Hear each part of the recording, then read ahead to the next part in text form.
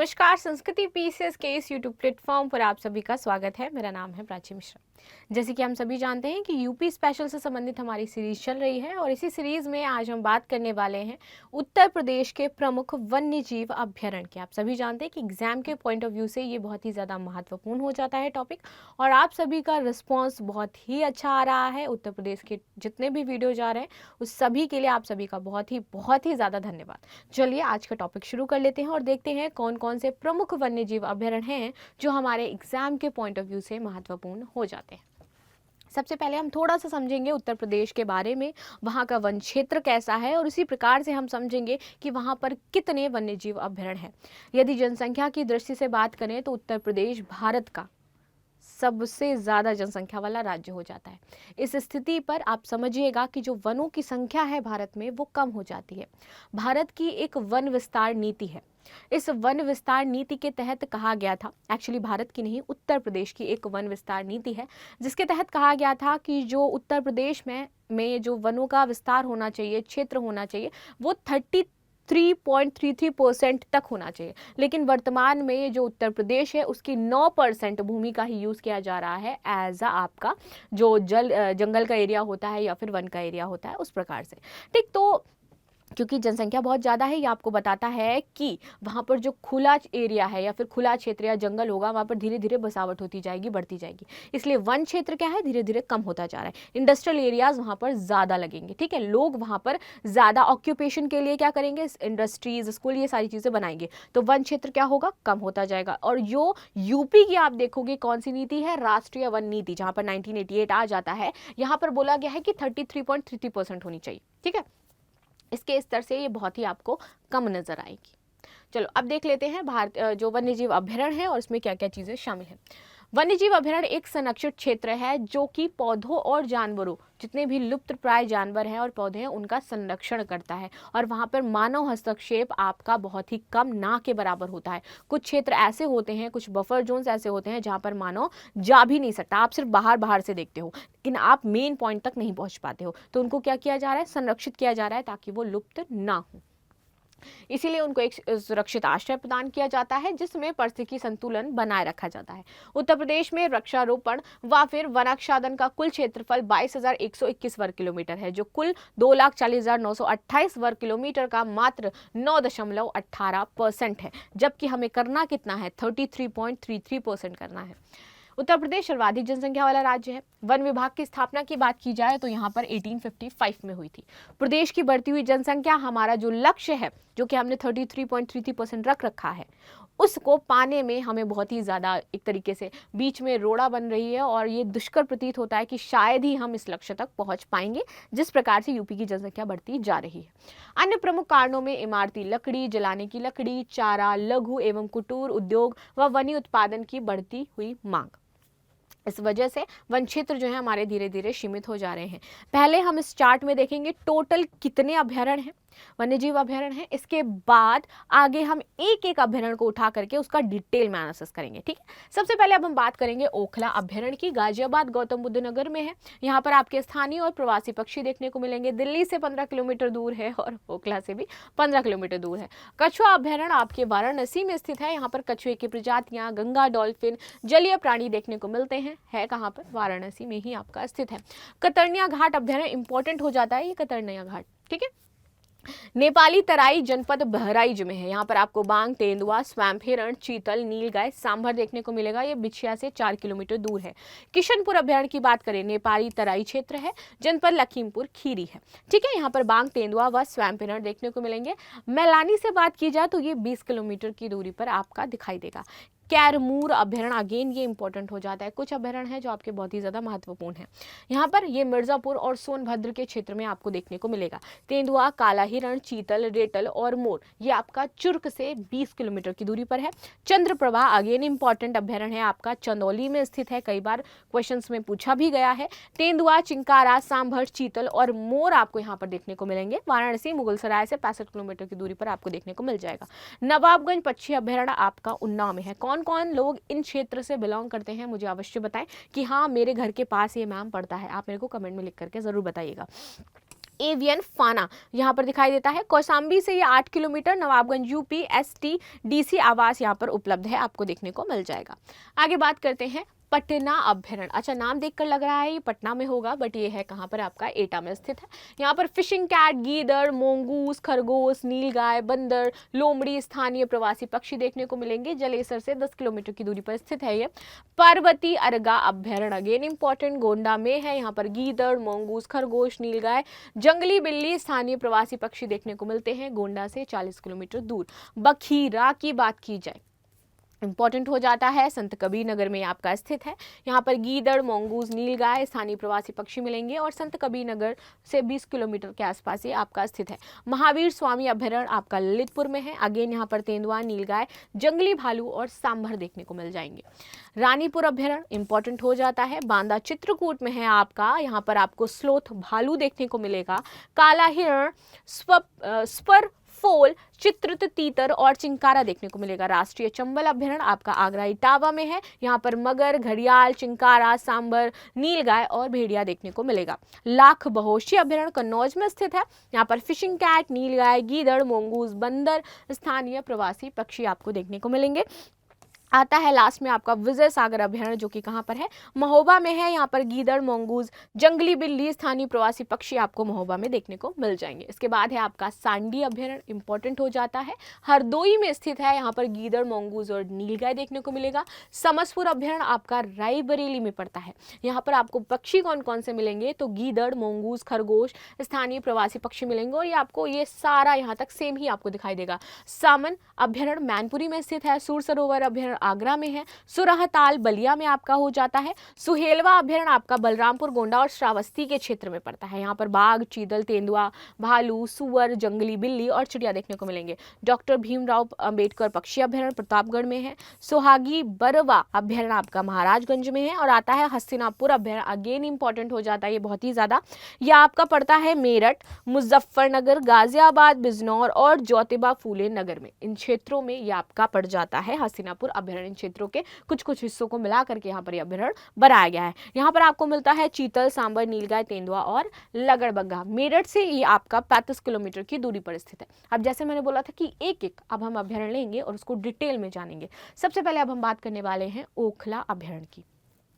यह अभ्यारण्य यमुना नदी पर ओखला बैराज क्षेत्र में, ठीक है, एक पक्षी अभ्यारण्य है। ठीक, यह दिल्ली उत्तर प्रदेश की सीमा पर गौतम बुद्ध नगर जिले में नोएडा में स्थित है और ये 300 से अधिक पक्षी प्रजातियों के लिए स्वर्ग के रूप में जाना जाता है। यानी यहाँ पर 300 से ज्यादा पक्षियों की प्रजातियां निवास कर रही हैं वर्तमान में।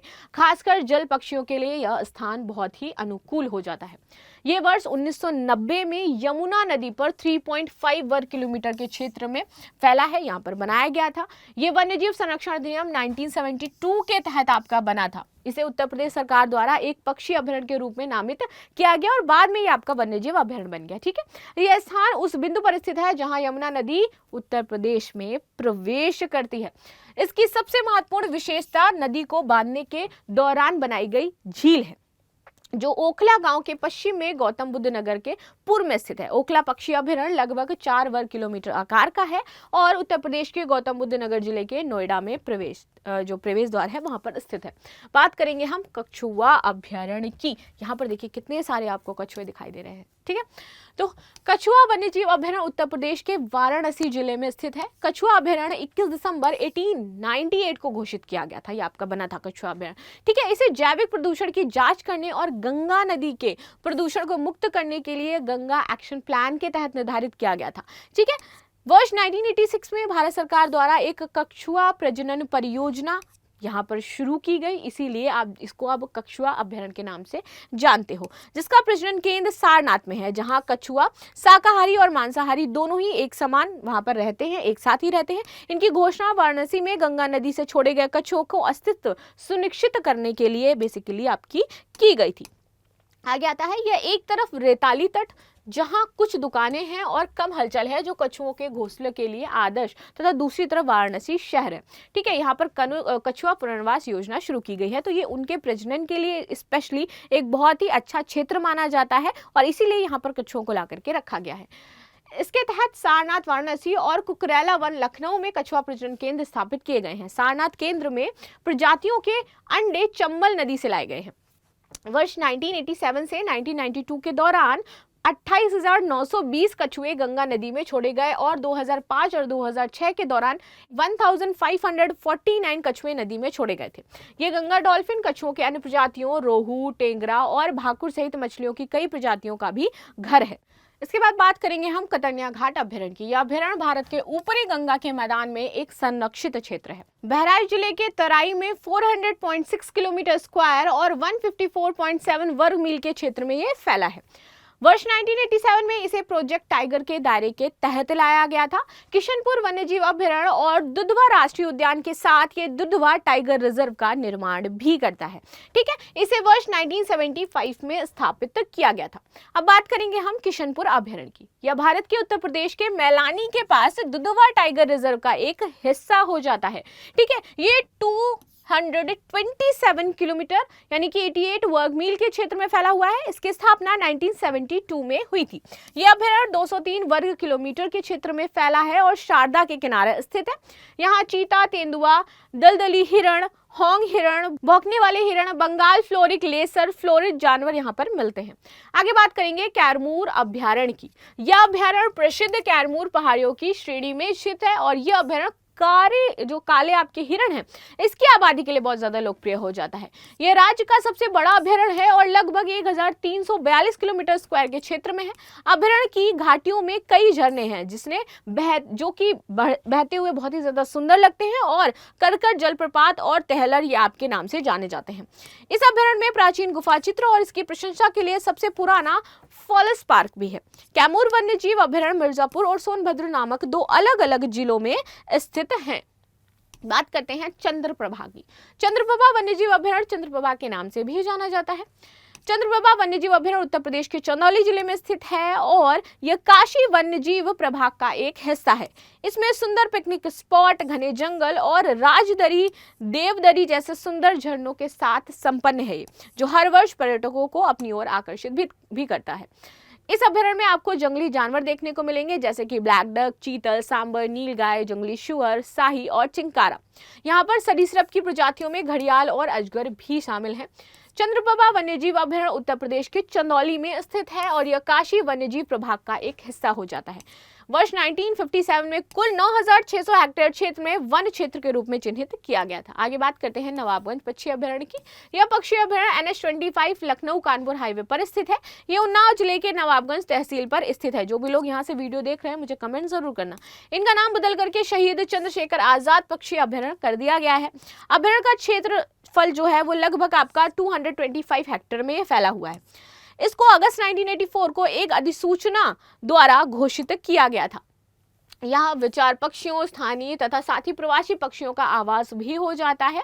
और इस झील के बारे में कहा जाता है कि अयोध्या के लिए परिहार वापस आते समय भगवान लक्ष्मण ने इस झील में एक दिन के लिए विश्राम किया था, तो ये इस दृष्टि से भी इंपॉर्टेंट है। ठीक है, वसंत के मौसम की शुरुआत में प्रवासी पक्षी वापस जाने लगते हैं और जो मार्च के दूसरे सप्ताह तक यहाँ पर पूरा हो जाता है। ओपन बिल स्टार्क नवाबगंज पक्षी अभ्यारण्य के प्रतिनिधि पक्षी हैं। आगे बात करते हैं पटना।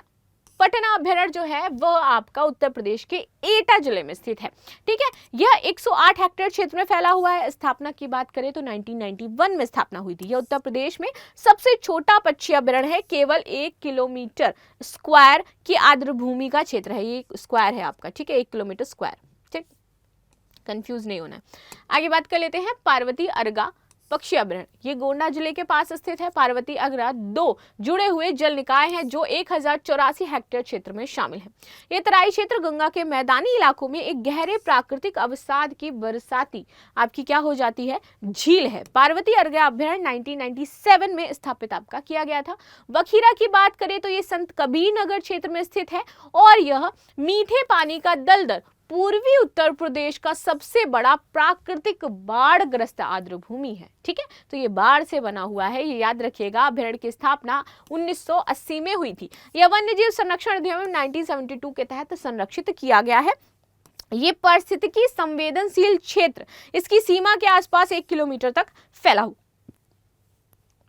यह आर्द्रभूमि 119 पौधों की प्रजातियों और 45 मछलियों की प्रजातियों का घर भी है। अब बात करेंगे हम महावीर स्वामी अभयारण्य ललितपुर में स्थित है और महावीर स्वामी अभयारण्य उत्तर प्रदेश के कई वन्यजीव अभयारण्यों में से एक है। यह झांसी से 125 किलोमीटर दूर है। 5.4 किलोमीटर स्क्वायर के क्षेत्र में फैला है। झांसी बुंदेलखंड क्षेत्र के लिए एक अद्भुत प्रवेश द्वार भी प्रदान करता है।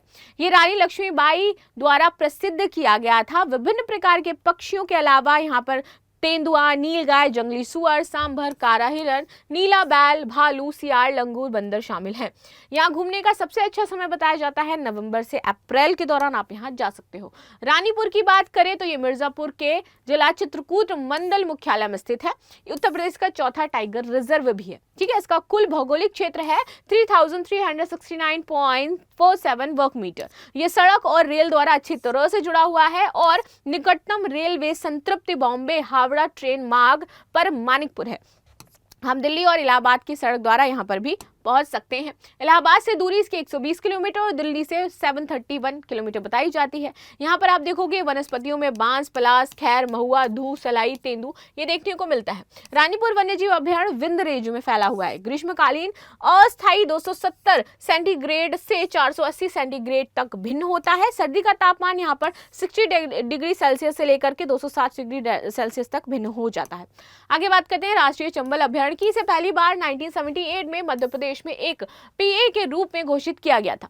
इसकी समृद्ध जैव विविधता की वजह से इसे 1979 में राष्ट्रीय अभयारण्य घोषित किया गया, जिसे राष्ट्रीय चंबल घलियाड़ वन्यजीव अभयारण्य भी कहा जाता है। इसकी घाटी राजस्थान, मध्य प्रदेश और उत्तर प्रदेश के त्रिबिंदु के पास चंबल नदी के साथ 2 से 6 किलोमीटर विस्तारित क्षेत्र में फैली हुई है और राष्ट्रीय चंबल अभयारण्य एक महत्वपूर्ण पक्षी क्षेत्र के रूप में सूचीबद्ध है और एक प्रस्तावित रामसर स्थल भी है।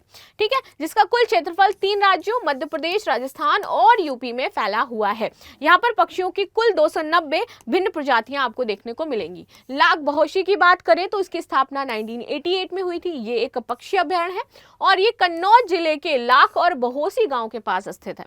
ठीक है, इसका उद्देश्य स्थानीय और प्रवासी पक्षियों पर विशेष संरक्षण पर जोर दिया गया है। यहाँ पर जलीय पौधों और जानवरों सहित यहाँ पर अनेक प्राकृतिक आवास भी संरक्षित हैं। ठीक है, इसे वेटलैंड को पर्यावरण और वन मंत्रालय भारत सरकार द्वारा राष्ट्रीय वेटलैंड संरक्षण कार्यक्रम के तहत वेटलैंड सूची में शामिल किया गया है। लाख बहोसी पक्षी अभयारण्य में 2 मुख्य झीलें भी हैं, लाख और बहोशी। यहाँ पर आपके jackal, blue bull, mongoose, fishing cat और बंदर भी देखे जाते हैं। आगे बात करेंगे विजय सागर पक्षी अभयारण्य। ये विजय सागर पक्षी अभयारण्य महोबा में स्थित है। विजय सागर झील के किनारे ये आपका पड़ता है। इसका प्रभावी मुख्यालय मिर्जापुर में है। ठीक है, यहाँ पे आपको black naked crane, हॉर्निबिल्स, Koontz, daughter, पेटेस्टॉक, Brahui बतख, लेजर विल्सिंग बतख आदि देखने को मिलती हैं। यह सागर जो है आपका वे 11वीं शताब्दी के दौरान विजयपाल चंदेल द्वारा निर्मित किया गया था। विजय सागर जल क्रीड़ा के लिए आदर्श क्षेत्र है और सर्दियों में प्रवासी पक्षी यहाँ आते हैं। बात करेंगे सांडी अभयारण्य की। इसका क्षेत्रफल 3.89 हेक्टेयर है और ये हरदोई जिले के हरदोई सांडी रोड पर स्थित है। इसको बॉम्बे प्राकृतिक इतिहास समाज द्वारा महत्वपूर्ण पक्षी क्षेत्र के रूप में सूचीबद्ध किया गया है। सैंडी वेटलैंड को वर्ष 1991 में सैंडी वन्यजीव अभयारण्य घोषित किया गया था। इसे आम बोलचाल में देहर झील भी कहा जाता है। ठीक है, सैंडी पक्षी अभयारण्य में गर्रा नदी प्राचीन समय की गरुंगा कहलाती थी, बंद क्षेत्र में बहती है। कहा जाता है कि इस अभयारण्य में जाने वाले पहले प्रवासी पक्षी इस नदी में कुछ समय के लिए रुकते हैं। अभयारण्य का उद्देश्य स्थानीय और प्रवासी पक्षियों को विशेष ध्यान आकर्षित करके आर्द्रभूमि की सुरक्षा और संरक्षण करना है। बात करेंगे समसपुर अभयारण्य, तो ये आपका सभी प्रवासी पक्षियों सहित जितने भी पक्षी हैं, पक्षी की जो प्रजाति हैं, उनका संरक्षण स्थल है। उत्तर प्रदेश के रायबरेली जिले के सैलून शहर के पास समसपुर क्षेत्र में स्थित है। यह अभयारण्य क्षेत्र बहुत बड़ा नहीं है, केवल 780 हेक्टेयर में एक छोटा सा क्षेत्र है। इसकी स्थापना 1987 में हुई थी। इस अभयारण्य में 250 से अधिक प्रवासी पक्षी आपके निवास करते हैं। आगे बात करेंगे सामन पक्षी अभयारण्य। ठीक है, ये आपका समतल भूमि पर मौसमी वर्षा आधारित ऑक्सबो झील के आसपास केंद्रित है। ऑक्सबो लेक इस प्रकार से बनती है ना, गोखुर जिसको हम कहते हैं, गोखुर लेक। ठीक है, समन पक्षी अभयारण्य पश्चिमी उत्तर प्रदेश के मैनपुरी जिले में एक आर्द्रभूमि समन गांव में स्थित है और इसे 2019 में रामसर स्थल के रूप में नामित किया गया था। यहाँ पर आपको मुकुट वाले रात के बगुले, सफेद बगुले, काली गर्दन वाले सारस आदि देखने को मिल जाएंगे। इसके बाद आता है सूर सरोवर पक्षी अभयारण्य। सूर सरोवर पक्षी अभयारण्य आपका केथम झील के नाम से भी जाना जाता है, जो इस अभयारण्य का गठन करती है। ठीक है, केथम झील जल पक्षी के लिए एक आश्रय प्रदान करती है और वर्ष 1991 में एक वन्यजीव अभयारण्य इसको घोषित कर दिया गया था। झील प्रवासी और निवासी जल पक्षी की 126 से अधिक प्रजातियों का ये घर है। यहाँ पर बहुत सारे इस प्रकार के आपको पक्षी देखने को मिल जाएंगे। सुरहताल की बात करें तो एक प्राकृतिक वर्षाधारित झील है और राजपुर गांव के पास बलिया शहर में स्थित है। क्षेत्रफल की बात करें 1528 हेक्टेयर हो जाता है। सुरहताल कृषि क्षेत्रों से घिरा हुआ है। झील के भीतर किनारों पर इचोर्निया क्रेस्पिस का प्रमुख खरपतवार स्थित है। ठीक है, कई प्रवासी और स्थानीय पक्षी जीवों की मेजबानी के रूप में सेवा करने वाला एक उत्कृष्ट ये जल निकाय है। इसे वेटलैंड को भारतीय वेटलैंड्स में जैविक संरक्षण स्थलों में प्राथमिकता में लेवल वी के उच्च प्राथमिकता वाले वेटलैंड में सूचित किया गया है, जो उच्च पारिस्थितिकी और सामाजिक आर्थिक क्षमता वाले वेटलैंड्स है, लेकिन डेटा उपलब्धता इनका खराब है। मछली पकड़ना बहुत आम है। स्थानीय किसान सिंचाई के लिए यहाँ पर झील का पानी का यूज भी करते हैं। आगे बात करते हैं सुहेलवा पक्षी अभयारण्य। ये श्रावस्ती में स्थित है, उत्तर प्रदेश के बलरामपुर और गोंडा जिले में है। सुहेलवा को वर्ष 1988 में एक वन्यजीव अभयारण्य घोषित किया गया था। ठीक है, Suhelwa wild life division Bharat और नेपाल अंतर्राष्ट्रीय सीमा पर स्थित है। अभयारण्य में साल, शीशम, खैर, शागुन, आसन, जामुन, हल्दू, फल्दू और साथ ही साथ धमीना, झिंगन और बरेहा के पेड़ स्थित हैं। बात करें जीवों की तो यहाँ पर आपके तेंदुआ, बाघ, भालू, जंगली सुअर आदि विभिन्न जो जीव और पक्षी ये सब देखने को मिलते हैं। सोहागी बरवा पक्षी अभयारण्य, ये महाराजगंज निर्मल और शांत वातावरण वाला एक विचित्र जिला है। वन्यजीव अभयारण्य गोरखपुर से 56 किलोमीटर और महाराजगंज से 50 किलोमीटर दूर स्थित है। सोहागी बरवा वन्यजीव अभयारण्य में निवास करने वाले जीव आपके बांग, तेंदुआ, चीतल, भालू, जंगली बिल्ली, जंगली सुअर और अजगर आदि हो जाते हैं। सोहागी बरवा वन्यजीव अभयारण्य 1987 में पुराने गोरखपुर फॉरेस्ट डिवीजन से घिरा हुआ है और उत्तर प्रदेश के महाराजगंज जिले में स्थित है। यह उत्तर प्रदेश के अंतर्राष्ट्रीय सीमा, भारत और नेपाल सीमा जो है वहां पर आपको देखने को मिलेगा। अभयारण्य की सीमा क्षेत्र यहाँ पर टच होती है। यूपी बिहार की सीमा पूर्व की ओर यहाँ पर आपको देखने को मिलेगी। इस अभयारण्य को वर्ष 1987 में प्रतिष्ठित ओल्ड गोरखपुर वन प्रभाग के उत्तरी भाग से तराश कर बनाया गया था, यानी काट कर बनाया गया था। हस्तिनापुर की बात करें तो ये आपका मुजफ्फरनगर और बिजनौर जिले से होकर के गुजरता है, बनता है, बनाया गया है। यह बरहापुर और अमराहा जिलों की तरफ भी फैला हुआ है। खादर, खोला और बांगर जैसे क्षेत्र पूरे अभयारण्य में आपको देखने को मिलेंगे। यहाँ पर तेंदुआ, जंगली बिल्लियां, बंदर, लोमड़ी, भेड़िया, सियार, बिच्छू, हिरन, ये सारी चीजें आपको देखने को मिलती हैं।